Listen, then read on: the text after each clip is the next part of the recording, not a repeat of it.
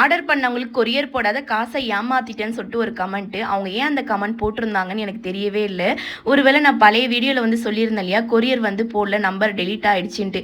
அவங்க வெறும் ஷார்ட்டாக வந்து புரிஞ்சுக்கிட்டு அந்த கமெண்ட் போட்டிருக்காங்கன்னு நினைக்கிறேன். ஆனால் அப்படி கிடையாதுங்க. நாங்கள் ஆர்டர் பண்ணவங்க எல்லாருக்குமே கொரியர் வந்து போட்டுட்டோம். அதாவது பேமெண்ட் பண்ணவங்களுக்கு புதுசாக ஆர்டர் பிளேஸ் பண்ணியிருப்பாங்க இல்லையா, லைக் ஸ்கேனர், ஜிபே நம்பர் இதெல்லாம் வந்து கேட்டிருப்பாங்க. அவங்க மெசேஜ் எதுவுமே எனக்கு காட்டவே இல்லை. இந்த பிஸ்னஸ் ஸ்டார்ட் பண்ண பார்த்து நான் வாட்ஸ்அப் ஓப்பன் பண்ணேன். இது வரைக்கும் நாங்கள் அன்இன்ஸ்டால் பண்ணது கூட கிடையாது. ஃபுல்லாக ஸ்டோரேஜ் ஆனதுலாம் சரி அன்இன்ஸ்டால் பண்ணிவிட்டு மறுபடியும் ஓப்பன் பண்ணுவோம், வாட்ஸ்அப் வரும்னு நினச்சோம். ஆனால் வரல. எல்லா மெசேஜுமே டெலீட் ஆகிடுச்சு. புது புது மெசேஜ் வந்துச்சு. அது யார் என்ன எதுவுமே தெரியல.